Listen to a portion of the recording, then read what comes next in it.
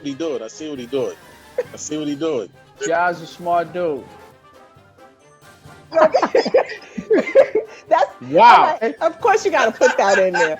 Rate reviews, y'all. Put it Great on reviews. Yelp. So I'm still handsome. That hasn't changed. You did everything. Gas station. Good evening, good people. Welcome to Not Right, Not Wrong. I am Brother Ja, and I am with my lovely compadres, the beautiful Miss D1, Tamika. How are you, sis? Hola, ¿cómo está? Yes, bien, suave. Suave. I'm good, brother. I'm good. Good to see you. All the time. Of course, my brethren in the other cubicle, in the other digital cubicle, the one and only, Mr. Webster Ave himself, Dark Mark Mills. What's happening, Captain? El Capitan. I return in kind. Yes, indeed. So how are you guys past week? How was it? Was it good? Was it interesting? What's been going on? Ladies first. Yes. Ladies first. How's the past week been? It's been quiet. It's been a quiet week. I went to the Bronx Zoo today, which was All right. I don't know about you guys. I haven't been to the Bronx Zoo in easily 2 decades. Wow. And all I remember about the Bronx Zoo, no, not 2 decades, 15 years maybe 15 years. Woo. It's been a minute because all I remember about the Bronx Zoo is walking forever under the hottest sun in the world. Nice. You took anybody with you, or was this a solo mission? Oh, now you all up in my business, sir. All in it, Well, man. you might as well answer now since it's out there. All in it, man. Is that how it goes? Okay, I took the little one. Juicy one. What went on in your week? Listen, this week that's still going on. I'm on vacation. This whole vacation thing, I like that. I support it. I vote for it. Whatever the vote need to get out in regards to vacation, I'm with that. I encourage everyone to go on vacation, and then once you come back from that vacation, go on another one. Mm-hmm. Whether you stay home, whether you go abroad, whether you just eat Pop-Tarts or eat Cocoa Mango. I knew Cocoa Mango was. I was waiting for the Cocoa Mango. I'm just enjoying being on vacation. Just trying different restaurants. I went to this place recently in Harlem. So did you? So I asked you the same question, brother. Did you go solo? Did you go dolo, or did you take a friend? Nah, I was dolo deep.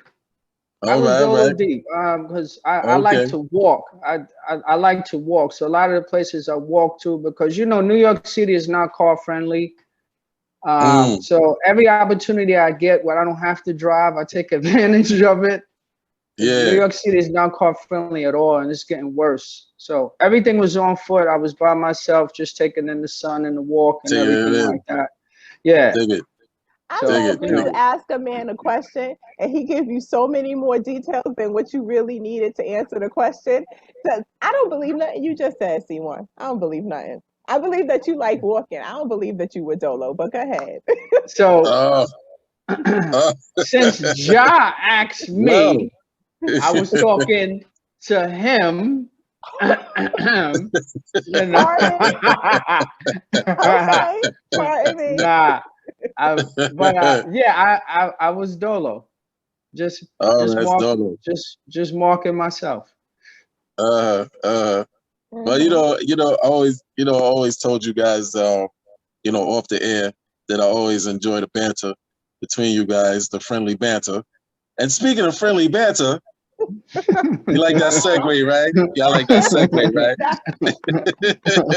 Thank you, That was good. Thank you, That was good, Captain. That was good, Thank Captain. Thank you, sir. Tonight's topic of discussion is platonic relationships. Hey.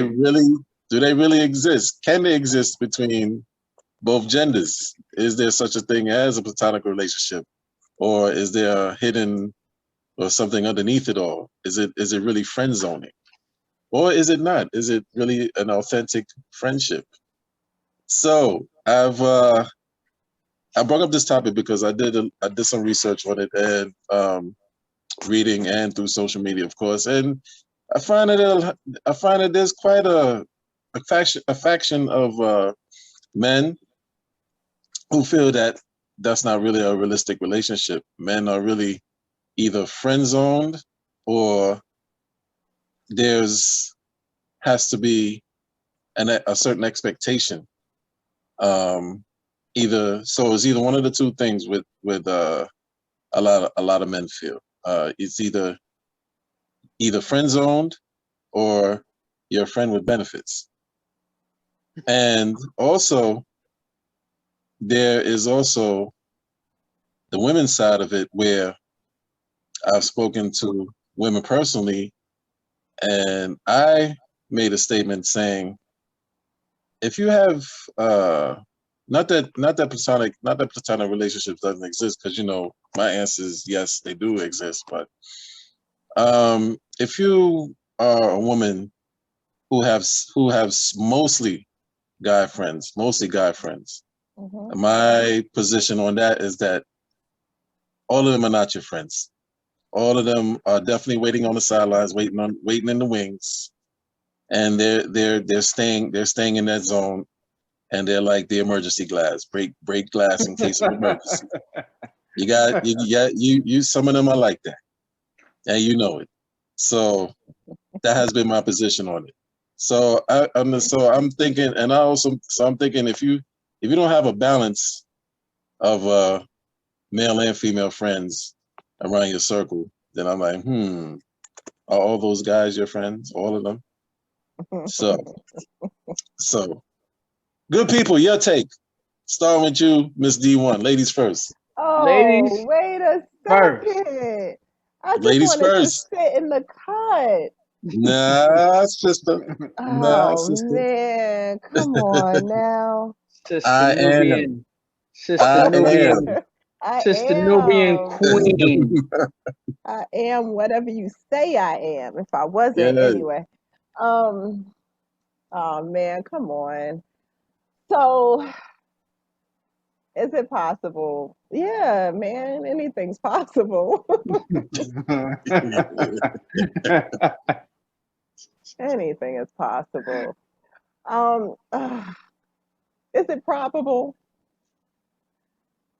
I don't think so. I don't think so. I think it happens. I do.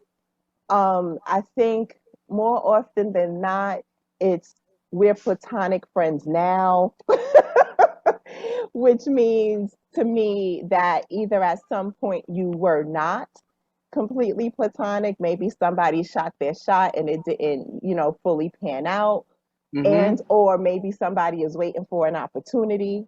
Um, and yeah, my stomach hurts talking about this. I don't want to talk about this. That's what I'm gonna say for now. I'm gonna go ahead and pass the mic. Go ahead, Mark. What do you got to say? I was waiting for you to get into the meat of it. I mean, I know you have a lot to say. My sister, Nubian Queen, goddess. Don't do me. Oh, see, don't do that. Okay, so here's the thing. Dig Um, it. I think the real test of platonic friendships are if both people are single. If both people are single, you can find out really quickly whether or not this friendship is platonic. Mm. And I do think it's possible. I really do, but I think that there is a level of um, honesty and clarity and boundaries that are necessary. And once, if those two people are in relationships, then those boundaries become even more important. Because if I'm in a relationship with a sir who has female friends, we got female friends now, right? And if I have male friends, which I do, we got male friends now. Like that sort of stuff intermingles, and and now the boundaries of my platonic friendships might be a little bit different, because what I was able to do when I was single, maybe I can hang out with my platonic male friends and go out for drinks at, 2 a.m., 12 o'clock in the morning, whatever it is. Maybe those boundaries were a little bit different. But now, if I'm in a relationship and if my he does not really appreciate that, then those boundaries have to change, right? If my platonic male friend was calling me in the middle of the night, telling me all his girl problems and all the problems of the world and or the whatever's going on, I may not be able to do that if I got a he laying next to me. He's gonna be like, what in the world what is going on? Who are you answering? Put him on speakerphone. Let's talk. That's all talk, right? That's all talk, right? Let's help him. Let's help him together. Let us help him. Yes. And so I think those boundaries and that clarity is necessary. And you guys already know, like I've been through some situations. Ja, I heard you say, like, we know when somebody's not completely a platonic friend. And I've been in several situations at this point where I thought I had some platonic friendships, and then found out in the weirdest ways that I did not. And I had one platonic friend once I was in a relationship, this dude who I had been friends with for a lot of years, suddenly said that it was too, like, he couldn't handle it. He couldn't handle me being in a relationship. And I was like, wait, what? I'm confused. Why is that? What just happened with our friendship that made this? Why did this relationship make our friendship difficult? And I still haven't spoken to that person. It's gone. And I was like, I thought we were friends though, but clearly I missed something. So that's it. That's as deep as I got for you. Does that satiate you, Mark? I'm gonna run with that. I like that. I like where we're going with it, what we're saying. So I'm gonna touch on that. I definitely think platonic friendships exist, but the biggest word that we need to speak about here, and this is what D1 alluded to, again, it goes back to respect. That's all it is. That's all it's about. It's all about respect and the boundaries that need to be set. Now, keep in mind, you are in the relationship, or if you're single, and what D1 said, you have true platonic friends with both of y'all are single. You don't wait until the person is in a relationship for you to let them know how you feel about them. In my life, have I ever done that? Sure, absolutely. And that's just not a wise decision, because that kind of put them in a situation where this whole time you could have been entertaining that person and that could have led to something, but now you wait until they find someone else for you to let this out. But the biggest word I'll say is respect. And another thing that I'll say in regards to that, matter of fact, I'll put it in a situation. This is what a platonic friendship looks like to me, that develops into a platonic friendship, but initially it may not have been. So I'm in my car one day, phone rings inside the car. So I'm in my car with my lady at the time. So tell the story. When the phone rings, it rings inside the car. I got to answer it. I can't just let that go. So as much as it is that she's acting like she's not seeing who's calling, it pops up on the screen. You see the name. So I can't just, I'll hit her back. Can't do that. Stacy calling you again. What's Stacy calling for? So, phone ring in the car. I press the button for the phone to speak. So as soon as I go into it, I go, hey, how are you? How are you doing today? Miss such and such. First name, last name, everything like that. So immediately it clicks on with her, because I've never answered the phone like that with her. Normally, whenever we talk, whenever she calls, as soon as I get on the phone with her, I start flirting. Hey, I say sexy. something flirtatious, automatic. Hey, what's up, gorgeous? How you doing? What you? Automatic. So I pick up professional. She picks up immediately. Hey, Mr. Mills, how are you today? I said, Oh my God, she's a winner. She is definitely a winner. And she asked me, yeah, I just want you to ask you a question related to da da da da da da da. Oh, I can answer that. So this is what we're gonna do going forward. Bam.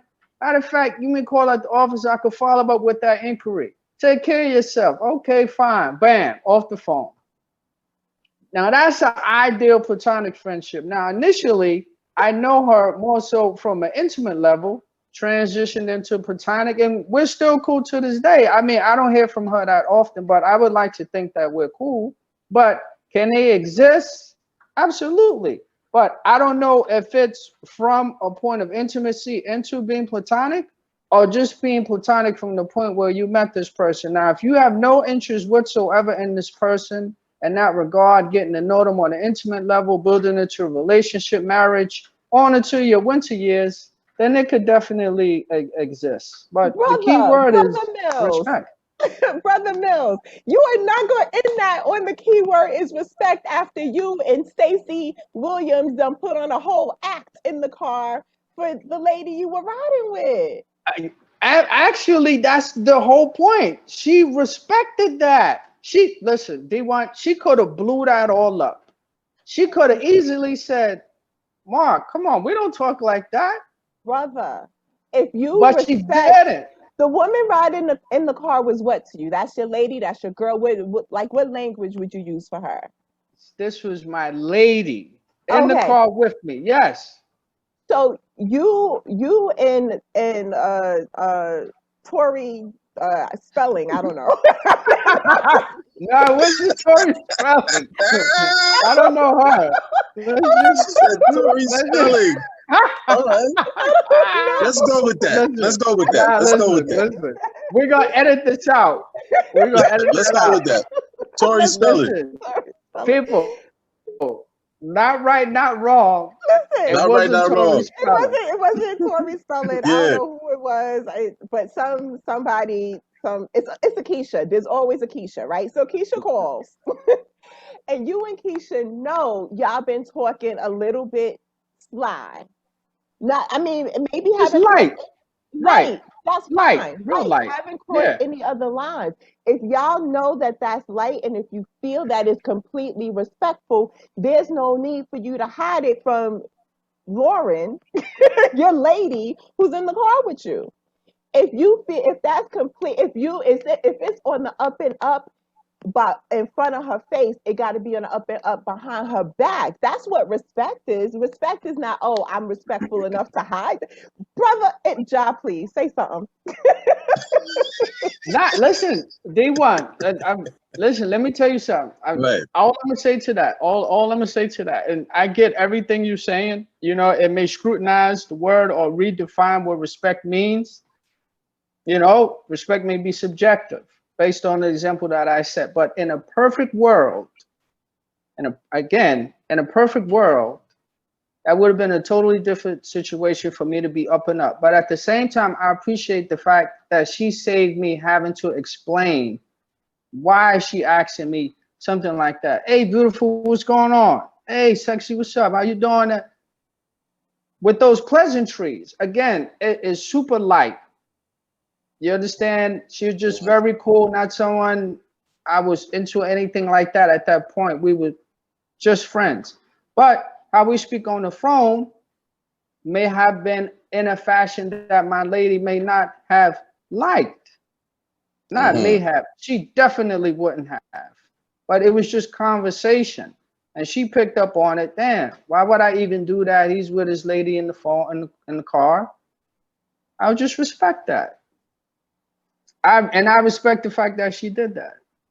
Brother Ja, save us from ourselves. Ja, kick it. Okay, come on, Captain. So here's my take. Here's my take on it. How I interpret Mark's explanation of that whole interaction is that his homegirl was on code, and she picked up and she picked up instantly when he addressed her differently.